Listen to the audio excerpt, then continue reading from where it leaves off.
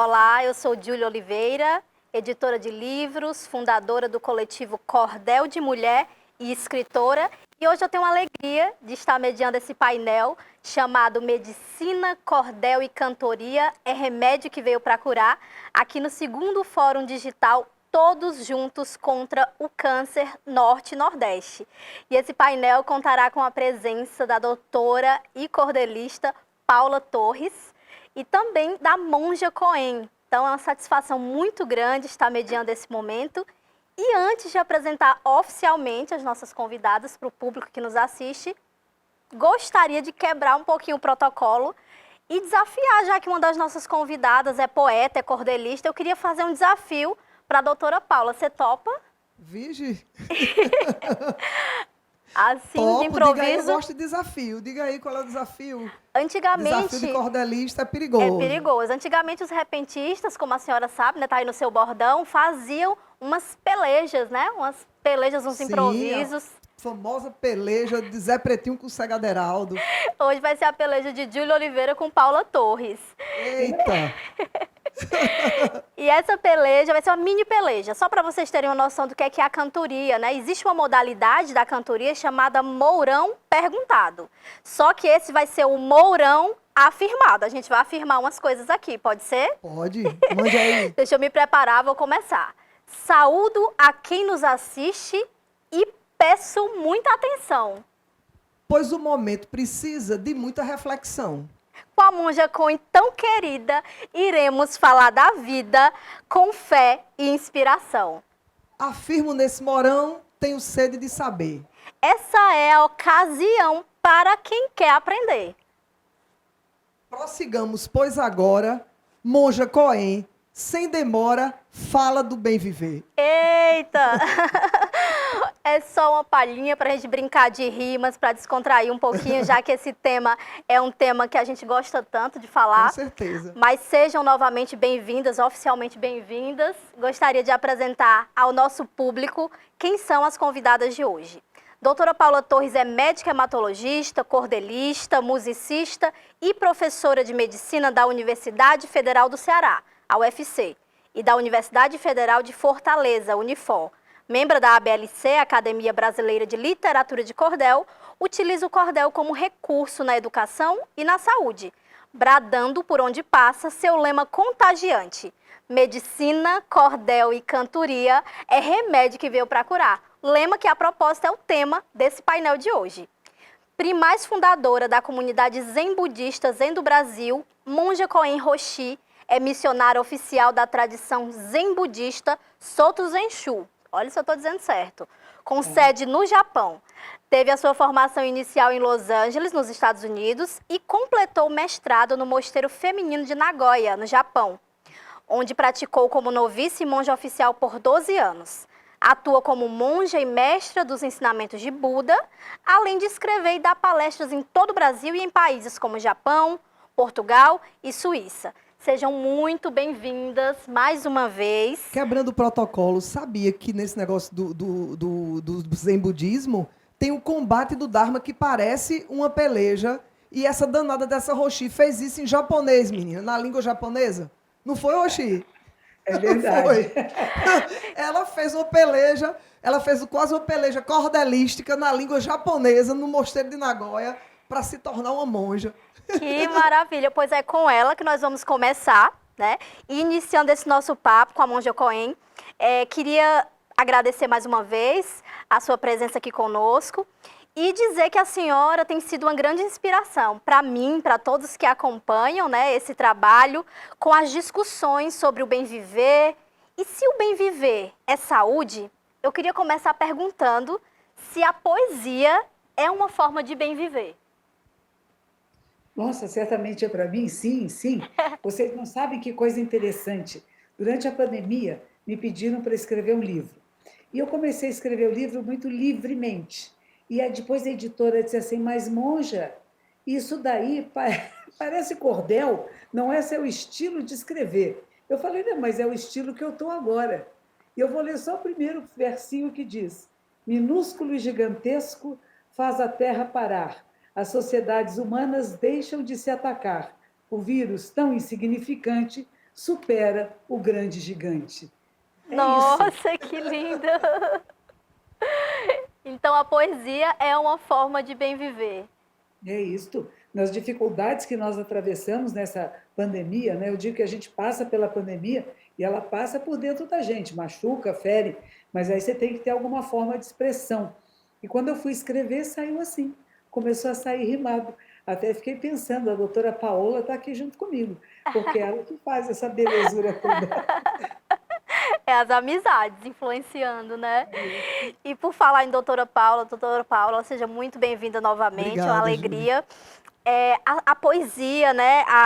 Essa prática está sempre nos seus fazeres, né? Tá no seu dia a dia. E como professora de medicina, como médica, como que você insere a poesia, as artes em geral nesse dia a dia? Como que é essa inserção? Você sabe que você fazendo esse desafio poético para mim, né, o Mourão perguntado, e hoje, coincidentemente, eu queria até dizer isso para a Rochi também, eu recebi um convite da universidade me desafiando para fazer uma coisa nova no curso de medicina, que é o primeiro semestre de medicina, está vindo com poesia, com música, com literatura, e com certeza eu acho que isso é um pouco do nosso trabalho, refletindo dentro da universidade, né? Então, assim, eu acho que a poesia, a arte, ela cabe em todo canto. Quando você vai ver os próprios textos de Buda, os sutras de Buda são poéticos, os salmos da Bíblia são textos poéticos, o próprio Veda, o Vedanta, é um texto poético. Então, o cantador popular vem com poesia. Então, a poesia, eu acho que ela tem uma ressonância na alma humana. E eu acho que essa ressonância cura, o próprio mantra, né, a repetição do mantra, a própria oração. Quando a gente vai ver a Ave Maria, o Pai, tudo tem uma poesia, tem uma poética, a Salve Rainha, todas as orações. Então, eu acho que em qualquer contexto a gente vive a poesia. Eu acredito que a poesia cura, sim, seja na oração, seja na música, seja no repente, seja no sutra. Eu acho que a poesia tem essa grande, o mérito de desviar o olhar da gente e fazer com que a gente troque de lente e veja de uma forma mais doce, mais poética a vida e o próprio sofrimento. Sim. É isso mesmo. É por aí mesmo. É muito importante. E as palavras rimadas, elas são mais fáceis para nós de absorver e de memorizar. Então, é muito importante isso, porque às vezes você está dando um ensinamento, e a professora Paola tem isso, e o ensinamento todo rimado é mais fácil de guardar. Para quem tem câncer, como é que deve se cuidar, o que deve fazer, não é verdade?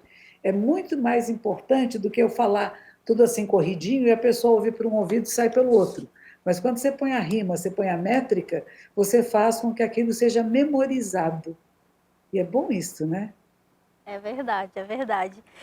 E por falar em experiências de vida, em trajetória pessoal, eu acho interessante que essa filosofia zen, né, que a monja defende, está refletida nessa trajetória dela, e isso é muito forte, isso tem uma força muito grande, porque quebra aquele olhar de que uma pessoa espiritualizada não é uma pessoa comum. Não é uma pessoa que tem desafios na vida, que erra, que tenta acertar e que, enfim. E a partir desse olhar, né, que eu acho muito interessante na filosofia da monja, eu queria que a senhora, monja Coen, conversasse com a gente sobre algum momento desafiador nessa sua trajetória em que a arte teve um papel fundamental nessa travessia, digamos assim. Sei que você tem sempre boas histórias para nos contar e queria que você contasse para a gente uma trajetória assim.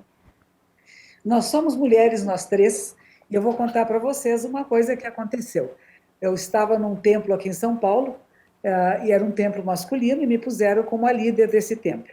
E eu sofri algumas perseguições de outras mulheres, que diziam assim, um templo desse tamanho não é para uma mulher ser líder, é um templo para um homem. E isso foi muito, muito difícil. E nesse momento, alguém me deu de presente um grande romance que se chama Musashi. Musashi é a história de um grande guerreiro japonês.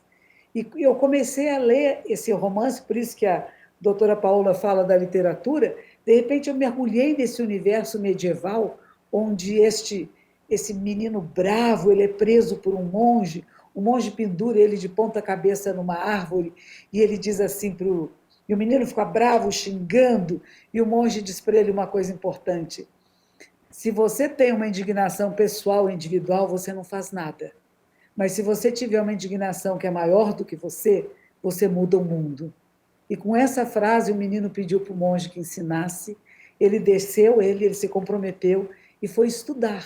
Foi estudar artes marciais, ele queria saber estratégia de luta, e foi estudar a si mesmo. Isso é o ponto principal, você poder parar e estudar a si mesmo, porque em nós está a literatura, a arte, a poesia e a música, e está o seu eu verdadeiro, que é livre daquilo que possam falar para você, sabe? Ficar liberto, ofendeu, não ofendeu, você deixa isso com a pessoa que falou, mas você pode responder de um outro lugar, não é responder da briga, da agressão, da raiva, nem da tristeza, mas poder dar uma outra resposta que possa fazer com que as pessoas despertem. E isso para mim foi importante, poder estar à companhia desse samurai comigo, que de repente eu pude atravessar essas dificuldades sem brigar com ninguém. E no final, claro, eu fui acolhida. Que lindo, que legal. E, doutora Paula, acredito que com os médicos também seja assim, né? Que há essa visão de o médico como um ser infalível, que não adoece, né? Que está ali sempre no fronte das batalhas. Conta pra gente também alguma experiência, né, em que a arte tenha sido esse escudo, essa ferramenta de enfrentamento, se assim podemos dizer. Olha, é complicado eu responder essa pergunta, porque assim, a arte é a minha ferramenta do cotidiano, né? Eu uso isso o tempo inteiro. Eu não estou dissociada disso, assim. Eu acho que desde que eu sou muito criança que eu uso isso. Eu estudava no vestibular, para fazer vestibular de medicina, eu botei um colchão no chão, num quarto que eu tinha de estudo, e as fórmulas de física escritas nesse colchão, e era meu violão do lado, então eu estudava, decorava a coisa, e na época era a época dos grandes festivais, Oxi. Era a época dos grandes festivais, assim, não a década de 60, 70, né? Mas era aqueles festivais da MPB da década de 80, com Ednardo, Guilherme Arantes, né? Aquele povo todo, TT Espíndola. Então, eu escutava aquelas músicas, compunha músicas muito ruins para festival, mas a arte sempre me acompanhou nessa, assim, principalmente a música, compor, né? Mas uma reflexão que eu estava fazendo esses dias é o absurdo, e é importante aproveitar esse fórum, que tem muito médico assistindo, que tem muito estudante de medicina, e é muito importante a gente pensar assim, será que uma mulher dessa, que é artista, será que ela é uma médica que preste? Porque esse é o grande medo das pessoas. Quando um médico é artista, as pessoas acham que tem alguma coisa muito incompatível entre você ser um artista e você ser um médico, como se essas duas coisas não pudessem se coadunar, como se essas coisas não pudessem conviver no mesmo ser. Isso é tão grave que expulsaram Belchior da faculdade de medicina. Que horror. Belchior, aí depois que o cara morre lá na faculdade de medicina, fazem pracinha, vão homenagear ele, eu estava lá cantando, fui lá, mas eu enfatizei isso. E é essa minha militância, meu ativismo dentro da faculdade de medicina, de dizer para os médicos, sim, medicina é a arte do encontro com o outro. Medicina é quando um ser humano olha para outro numa situação de sofrimento e entende aquele sofrimento como legítimo, como parte de você. Então, isso é a arte de ser médico. Prescrever remédios, fazer cirurgias, ler exames, isso é somente acessórios. Mas a real medicina, aquela medicina que está ligada com o divino, com o céu, com o caduceu, é a arte de encarar o sofrimento de outro ser humano. Então, eu acho assim que medicina, cordel e cantoria, e a medicina não está dissociada da arte. Eu tenho muito orgulho de dizer que eu sou médica, tenho mestrado, doutorado, pós-doutorado, mas eu sou cordelista. É isso aí. Muito bem. E nós estamos no fórum, segundo Fórum Digital, Todos Juntos contra o Câncer, falando de desafios, né? Falando das finitudes, né? De todos esses recomeços. E já que nós estamos falando de desafios, eu lembrei aqui de uma reflexão nessa linha da finitude, de uma frase que eu até fiz um recorte de uma psicóloga chamada Adriane Garcia Salic. onde ela diz: a morte é vista como um grande mal a ser combatido. Muitas vezes é necessário que cada sujeito se depare com a possibilidade de sua própria finitude. Trabalhar a si mesmo não significa lutar contra, mas ativa as forças de enfrentamento para os períodos de luto de ausência da pessoa que se ama. O que é que vocês pensam sobre essa finitude, né? E se vocês têm alguma recomendação para de que maneira a gente pode lidar melhor com essa nossa finitude? Aqui eu estou com a médica e a monja, né? A médica poeta e com a monja. Como vocês acreditam que a gente pode lidar melhor com essa nossa finitude? Eu vou contar um pouquinho a história. Buda, ele estava com 80 anos de idade, ele estava doente, não sabemos que doença ele tinha, mas era gastrointestinal. Ele não estava bem, ele estava para morrer, e se reúne seus discípulos, e ele sabe que são seus momentos finais, e ele diz: não se lamentem, tudo que começa inevitavelmente termina. Não é apenas o meu corpo que vocês amaram, mas é aquilo que eu fiz, que eu falei e que eu levei a vocês ao despertar. Façam dos meus ensinamentos o seu mestre e eu vivo para sempre. Então, para nós, a finitude, o morrer, a morte, ela não é inimigo. Eu escrevi um livro agora que chama Vida-Morte. Não é vida e morte, ou a vida é melhor e a morte é melhor, não. Aliás, eu assisti recentemente um filme com o Ramdas, que era um professor lá dos Estados Unidos, em que ele dizia para o Timothy Leary, que era um biólogo, ele dizia assim: nós temos que amar a vida e também podemos amar a morte. Uma não é inimiga da outra. Quando nós percebemos que não estamos lutando, mas estamos vivendo e morrendo a cada instante, nós apreciamos melhor cada instante da vida. E quando chegar a hora de morrer, a gente pode morrer tranquila, porque eu fiz o meu melhor, eu vivi no melhor do meu potencial. E quando morre alguém querido, a gente saber que este ser viverá em nós para sempre. Não sai de nós. Pessoas boas com quem você conviveu, não é dizer eu perdi alguém. Você não perde ninguém. Você conviveu com alguém que deixou experiências tão bonitas que agora isso vive em você. E você leva adiante, de uma geração a outra. É lindo isso, sabe? Nós criamos uma coisa que a morte é feia. Nos hospitais o corpo sai escondidinho por um canto, porque morreu. Não, a morte é importante. Sem ela não há vida. Imaginou se ninguém morresse? Nós íamos estar com uma multidão aqui, ia ser medonho. Não é isso, não. A morte, ela tem que ser bem-vinda, mas no seu momento. Não pode ser abreviada. Se a gente não tiver hospitais, se não tiver... Agora, por exemplo, a gente ainda está na pandemia. Tem que usar máscara, manter distanciamento, não é? Não é dizer vai todo mundo morrer, tá bom assim. Não é isso, não. Pelo contrário. Cada instante de vida é precioso e sagrado.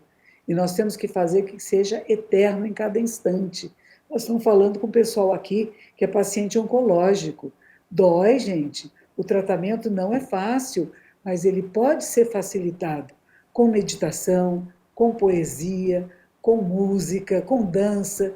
A professora Paula, ela tem um grupo que chama Roda da Vida, que é tão bonito, recebe pessoas, faz maquiagem, sabe?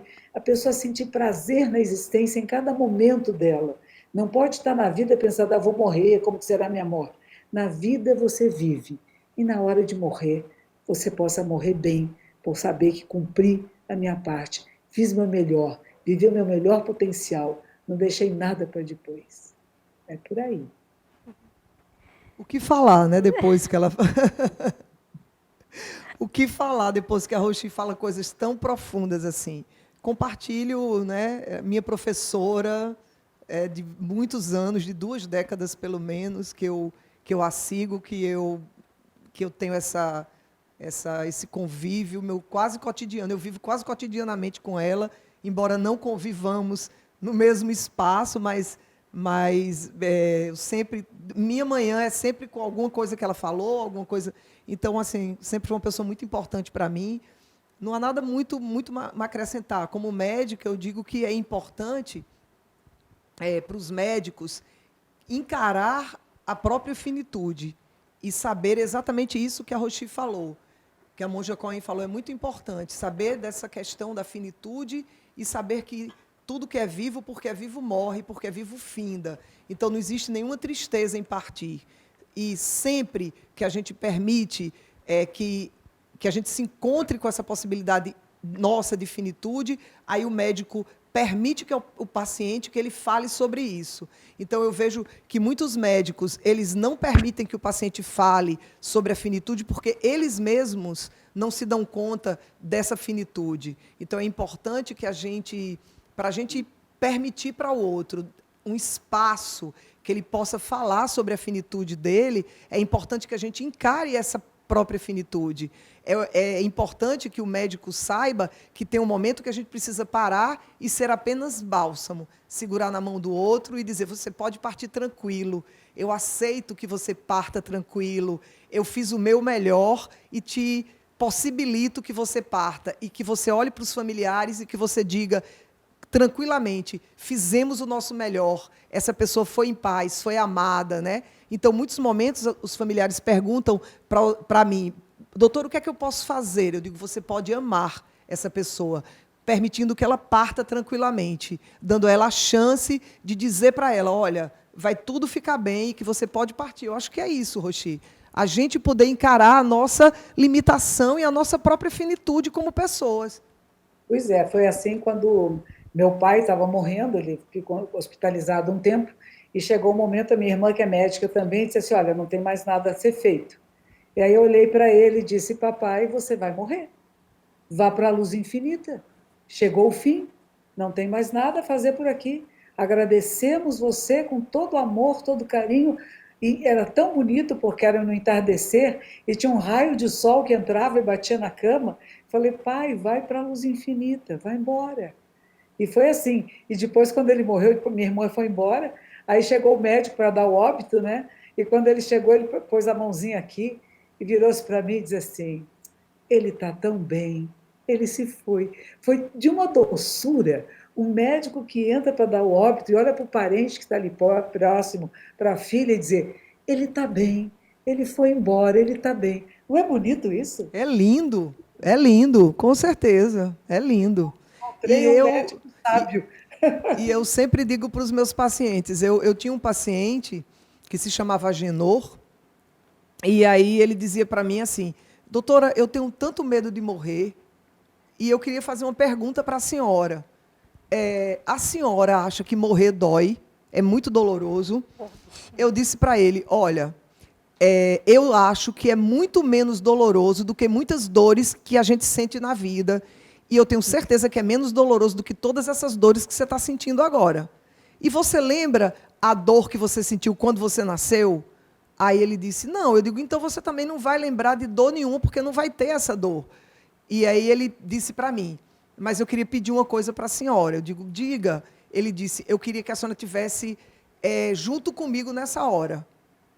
Aí eu disse para ele, quando você achar que é essa hora, você me chama e eu vou ficar junto com você. Aí a gente combinou isso, ele estava internado, sofrendo bastante, assim, era um linfoma, na época não tinha muito recurso, a gente está falando isso mais ou menos uns 25 anos atrás, e era um domingo, e ele liga para mim, pertinho da hora do almoço, e ele diz, doutora, venha comer uma picanha comigo, porque chegou a hora. Olha Eu que disse, bonito. chegou a hora de quê? Ele disse, de morrer. E aí eu quero pelo menos sentir o cheiro da picanha. Eu não posso comer, mas eu quero sentir o cheiro. Eu digo, pois eu vou aí comer um pedaço dessa picanha, já que você não pode comer. E aí eu cheguei na casa de saúde, aqui, na casa de saúde aqui de Fortaleza, comi um pedacinho da picanha, e aí ele me pediu para ir para a UTI ser sedado, quando ele não estivesse mais aguentando. E aí eu tinha combinado com um amigo meu, anestesista e tudo. Aí ele disse, eu quero ir. E foi na cadeira de roda, se despediu da família, e eu fui, o maqueiro foi levando a cadeira de roda, e eu fui de mão dada com ele. Parecia aquele menininho indo para o jardim da infância, assim, meio assustado. Aí eu levei ele para a UTI, deitei ele na cama e tudo. Aí eu disse, quando foi a hora de sedar ele, eu digo, Agenor, vai ficar tudo bem. Fique tranquilo, vai dar tudo certo. Eu estou aqui com você, fique tranquilo. Ele disse, não, eu estou tranquilo. A senhora está segurando na minha mão, eu estou tranquilo. Fiquei segurando na mão dele, porque ele achava que ninguém da família dele poderia, assim, estar nesse momento, né? Não iam ter condição emocional. E foi lindo, porque eu fiquei com ele, ele foi dormindo tranquilamente, a gente fez uma sedação muito leve, ele ouvia minhas palavras, eu dizia, tá tudo bem, vá tranquilo, ele não queria ser entubado. E a respiração dele foi ficando cada vez mais leve e ele foi tranquilamente. Eu estava lá pegada na mão dele e ele foi. Né? Eu acho que a finitude é isso. É você estar junto. Eu adoraria, Roxi, ter alguém segurando na minha mão nessa hora. Se fosse você, então, Ave Maria. É capaz de ser o contrário. Mas o que é bonito é isso assim, que tem um grupo de padres, eu não sei qual é a ordem, são católicos, diz que quando eles se encontram no corredor assim dos mosteiros, dos lugares onde eles habitam, um diz para o outro assim, tenha uma boa morte. E outro fala, você também tenha uma boa morte. E a boa morte é essa. Você não achar que está desesperado, que é uma coisa horrível, estou com medo, vou morrer. E pronto. Meu pai, e quando a irmã mais velha dele morreu, que foi a última das irmãs, e o pessoal diz assim: ah, ela, como é que ela morreu? Ela está dormindo, ela deitou na cama, dormiu e morreu. E ele disse assim: ah, eu queria assistir. Ele dizia assim: a grande aventura da minha vida, o que será a morte, né? E ele quase que assistiu, porque ele só teve realmente a sedação depois que eu fiz todas as preces e diz: agora vai, agora vai. É isso aí. E estamos falando de morte, vida, como a Monja Coen colocou aqui até o título do livro dela, né? Morte e vida, né? Sem ser isso dissociado. Vida, morte, né? E eu lembrei aqui de um poeta paraibano, Paulo deve conhecer, muito famoso, que virou uma lenda, chamado Pinto do Monteiro, né? E o Pinto do Monteiro, ele tem umas quadrinhas, umas poesias pequenas, Menina, né? você é uma menina, mas eu vi Pinto e Louro pelejando. Olhe. Louro do Pageu e Pinto do Monteiro. Eu tive a E, oportunidade de ver, eu era menina, mas E vi. o Pinto do Monteiro, ele tem um verso que ele diz que eu acho muito bonito, que ele diz assim: eu comparo essa vida com as curvas da letra S. Tem uma ponta que sobe, tem uma ponta que desce, e a curva que tem no meio, ninguém sabe o que acontece. E como a gente está falando dessas surpresas da vida e desse momento desafiador que estamos vivendo, que é essa pandemia, né, que é esse isolamento ainda parcial, mas há ainda o isolamento, né? Eu queria que vocês contassem aqui para o nosso público que está nos assistindo como nós podemos inserir no nosso dia a dia práticas do bem viver, né? Que coisas práticas nós podemos colocar no nosso dia a dia para vivermos melhor, apesar da pandemia? Bom, eu sempre gosto de ensinar as pessoas a fazer um pouquinho de respiração consciente. Nós podemos sentar da metade para frente da cadeira, pés em paralelo no chão, sente o alongamento da coluna vertebral e o alongamento da cervical. Não é tensionar, é alongar, a gente fica até um pouquinho mais alta, né? As orelhas em linha com os ombros e o nariz com o umbigo. Então, alinhou o corpo. E aí nós vamos fazer respiração consciente. A inspiração é passiva. Você não força o ar para entrar. A caixa torácica se expande e o ar entra. É assim, ó. Uma pequenina pausa e nós vamos soltar pela boca, abrindo a glote. Então, a expiração é ativa. Então, você faz assim, ó, inspirou.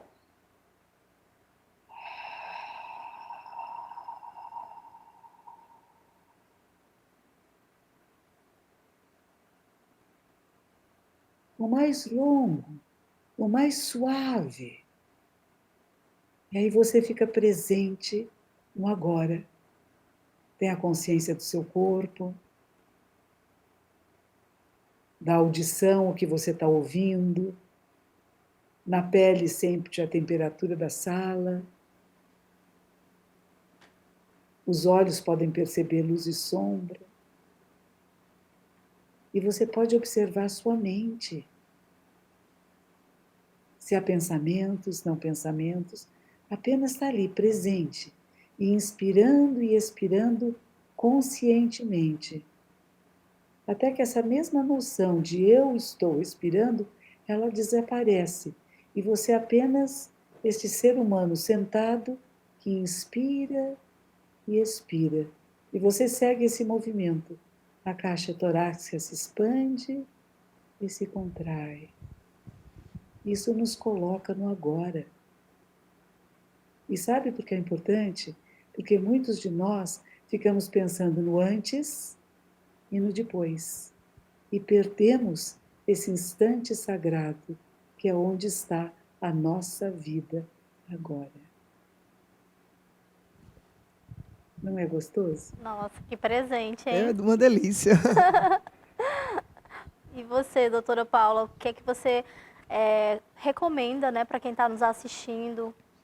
Olha, está provado, estudos mostram que 30%, de 30% a 38% de todos os tipos de câncer poderiam ser evitados com práticas de saúde, não é?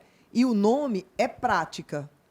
A gente não toma uma pílula de saúde, a gente não toma uma pílula de yoga, a gente pratica. A gente não vai lá na prateleira e pega e desembala uma caixinha de zazen. A gente pratica zazen, a gente pratica respiração consciente. É uma prática cotidiana. Então, assim, não é instantâneo, é uma coisa que você pratica. Por isso que o nome diz. Prática, quando você é budista, a gente diz, eu sou um praticante. Porque a gente tem que praticar todo dia, toda hora, todo momento, praticar compaixão, praticar tolerância. Então, imagina, todo ano, no Brasil, vão existir 600 mil novos casos de câncer. 600 mil novos casos de câncer, anualmente. Se nós pensarmos em 30% que poderiam ser evitados, 3 vezes 6, 18. 180 mil pessoas poderiam não adoecer de câncer se evitassem o fumo, se evitassem excesso de bebida alcoólica, se fizessem caminhadas diárias ou semanais, pelo menos 150 minutos de caminhadas leves diárias, ou 75 minutos por semana de um exercício mais ou menos. Vai ser tema de uma das nossas mesas aqui, dos nossos painéis aqui, mas se desembalassem menos e descascassem mais, como diz a Patrícia Arraes. Então, já estou dando um spoiler de uma palestra maravilhosa. Então, isso tudo é muito importante. Então, eu acho que uma prática do bem viver é evitar o câncer. O que pode ser evitado. Existem tendências hereditárias. Existem aquelas pessoas que vão ter aqueles genezinhos que elas vêm trazendo das gerações passadas, que também, isso não é uma sentença, é uma tendência, para deixar bem claro, que porque você tem um gene significa que você vai ter câncer. Não, significa que você tem uma tendência hereditária à obesidade, uma tendência hereditária ao diabetes. Mas tem muita coisa aí para passar debaixo dessa ponte. Então, eu acho que prática do bem viver é você ter práticas salutares, praticar. E essa coisa de praticar é o cotidiano, é o desafio, né, Roxi? O desafio cotidiano da prática. Eu acho que é um desafio, né? A gente tentar praticar, pelo menos. Ter a intenção de praticar. Nós somos o que nós praticamos, né? O que nós fazemos, falamos e pensamos. E nós temos que ter coerência com isso, né? Se queremos ter uma vida saudável, nós temos que estar sãs e sãos. E a palavra são também quer dizer santo ou santa. Fazer as coisas com santidade. Que É verdade. alegria, né? E não é porque tem um diagnóstico que já vai encomendar o caixão. Porque às vezes não vai precisar do caixão tão cedo, né? Então, a doutora Paula acabou já respondendo um pouco na pergunta dela, o que eu ainda ia pedir para ela discorrer mais, mas foi ótimo, porque, né, unificou. Eu queria perguntar, monja, o que é para o Zen Budismo o bem viver? A Paula já falou aqui que para a medicina, na visão dela também como médica, o bem viver, né, as práticas para o bem viver são práticas salutares, práticas de autocuidado, né? Então, para o Zen Budismo, o que é o bem viver? Pois é, também é a mesma coisa, né? Uma vez a minha superiora, ela foi assistir uma palestra de um monge que já estava com quase 100 anos de idade. E ela viu que ele tinha uma voz forte ainda, e ele falava com tanto empenho sobre os ensinamentos. Quando terminou, falou para ele, disse assim, o que o senhor pode me ensinar? Qual é a mensagem que o senhor dê? Ele disse assim, faça 3 refeições por dia nas horas certas. Eu falei assim, esse é o segredo da vida. Tenha ritmo na sua vida, organize-se, Não é vou fazer uma coisa, eu fico sem almoçar, fico sem jantar, ou como qualquer coisa. Achei importante isso, né? Em vez de a gente ficar desembrulhando tanta coisa, vamos descascar, vamos cortar em pedaço, né? Vamos comer as frutas da estação, os alimentos da estação, porque o nosso corpo, nós somos a vida da Terra. Nós estamos em direta conexão com tudo que existe no planeta. E o nosso corpo se adapta às estações do ano de onde nós estamos. Eu não posso querer ter um forno de aquecedor na minha casa no verão ardente. Não combina. Eu não posso querer comidas que não são desta época e querer comer nesta época do ano que não vão fazer bem para mim. E agora a gente tem que comer também, não é demais. Tem que deixar um pouquinho de vontade para você poder comer mais tarde um pouco mais. Então não é comer tudo, falar, sabe, tem gente que fala assim, ó, tô cheio, né? Isso não é bom. Isso não é bom. É bom deixar um pouquinho vazio. Então, não pode beber demais, não pode comer demais. Mas não é uma pessoa chata, sabe? Porque dá a impressão, então tem que ser toda certinha, tem que fazer. Não, de vez em quando você escorrega um pouquinho para cá e para lá, mas você volta para esse centro, para esse eixo de equilíbrio. A gente tem que encontrar na vida esse ponto de equilíbrio, que no budismo vai ser chamado o caminho do meio. É sem excesso e sem falta. A gente sabe que tem muitas pessoas que não têm nada, não têm nada para comer, e eles vão comer o que eles encontrarem, e às vezes vão ficar doentes, porque eles não encontraram aquilo que foi jogado fora e que seria saudável para eles. Então, cabe a nós também, no bem viver, olhar as pessoas à nossa volta e compartilhar saúde, compartilhar alimentos, compartilhar conhecimento e sabedoria, porque não é só eu separado, eu estou em relação a tudo e a todos. O bem viver inclui o bem viver das pessoas com quem eu passo por elas, que estão no meu caminho, que estão à minha volta. Que bom, que legal. Estamos nos encaminhando já para os momentos finais aqui do nosso painel, que E eu queria dizer uma coisa, dizer um verso, que eu digo assim: para o doente, importante é a presença, necessita que alguém lhe dê alento, é melhor cama quente que relento e o afeto compensa a indiferença. O doutor é mais forte que a doença e a bondade deve compartilhar, alegria e amor deve espalhar, dando à vida o valor e a garantia. Medicina, cordel e cantoria é remédio que veio para curar. Eita, que bonito, hein? Maravilha. E nós estamos aqui nos encaminhando para o final desse painel. Medicina, cordel e cantoria é remédio que veio para curar. Oh, que pena, tá terminando.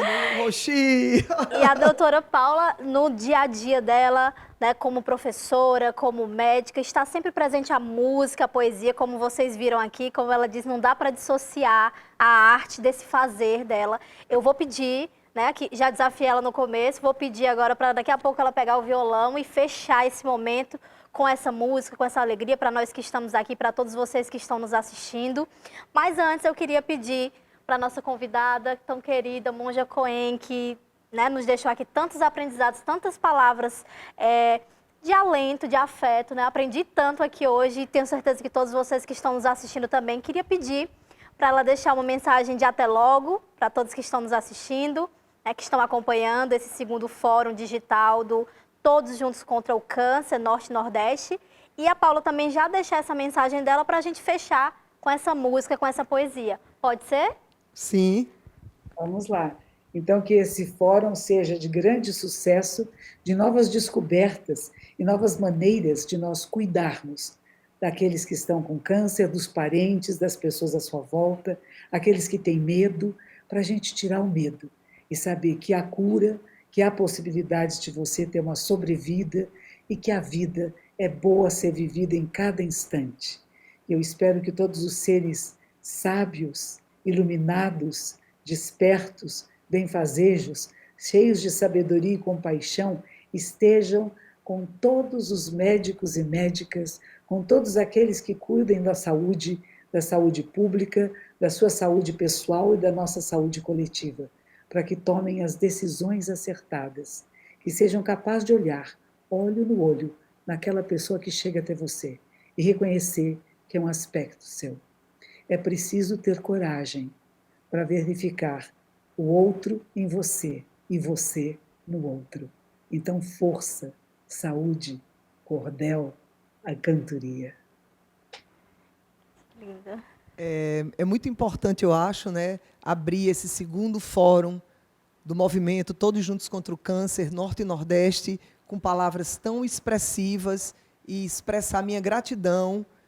Agora, nesse início já, né, a gente ainda tem uma grande jornada aí de palestras, de debates, de painéis palpitantes. Então, convido todos vocês que fiquem aqui nas nossas redes, mandem as suas perguntas, agradecer a todas as pessoas que estão fazendo esse fórum acontecer nesse momento, agradecer a você, né, minha editora, minha agente, e agradecer às pessoas da Abrale, a todos que estão fazendo, a todo mundo envolvido nesse fórum, a todo mundo que está nos bastidores, fazendo com que isso possa acontecer nesses 2 dias que vão vir, agradecer o Instituto Roda da Vida. Eu aproveito aqui para agradecer na pessoa da Fatinha, a todo mundo, a todos os voluntários. Eu não vou dizer o nome de todo mundo, porque eu poderia esquecer e aí ser ingrata, mas e dizer do meu contentamento, não é? Agradecer em nome da Merula Stigo a todos que fazem a Abrale, a todos os pacientes, a todo mundo, aos nossos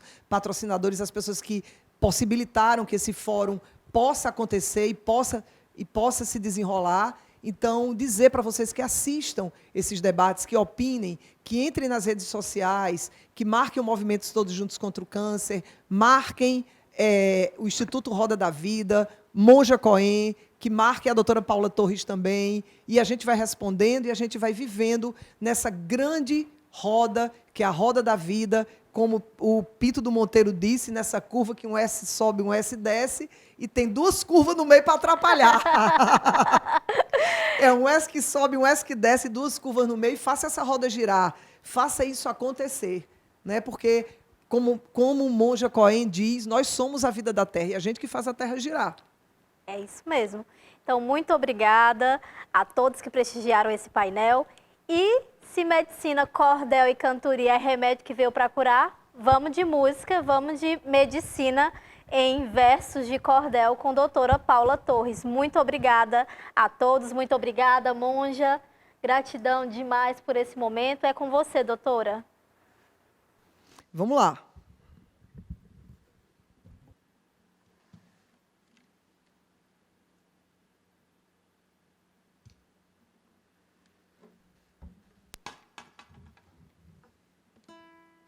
Vou dar uma afinadinha aqui, porque violão não gosta de frio, não.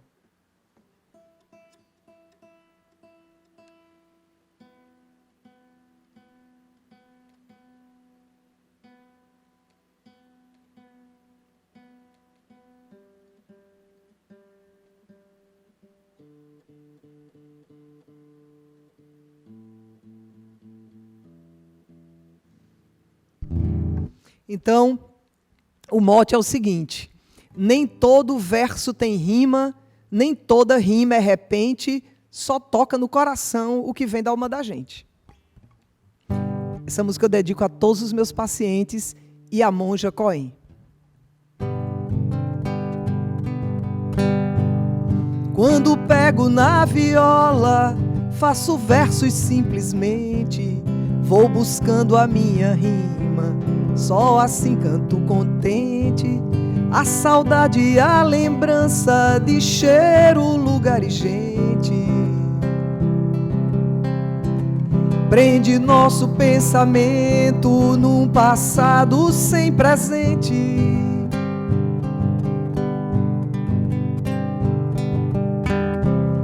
Nem todo verso tem rima, nem toda rima é repente, só toca no coração o que vem da alma da gente. Só toca no coração o que vem da alma da gente. O violeiro e a viola, uma toca e o outro sente as cordas do sentimento do coração descontente. sentimento e sensação, ilusão, esquecimento, paixão que não vira amor, vai se acabar no tempo.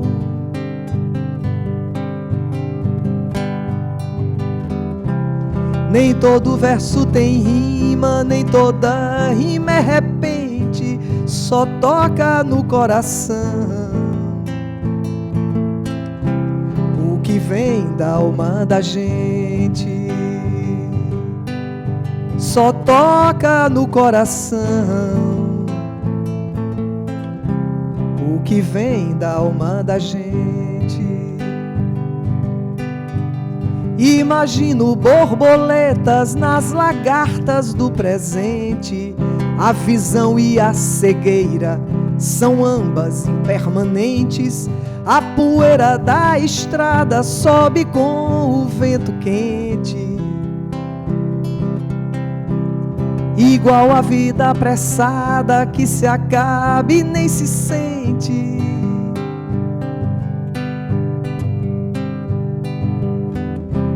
Nem todo verso tem rima, nem toda rima é repente, só toca no coração. O que vem da alma da gente só toca no coração. O que vem da alma da gente só toca no coração. Yeah, yeah, yeah, yeah, yeah. O que vem da alma da gente só toca no coração. O que vem da alma da gente.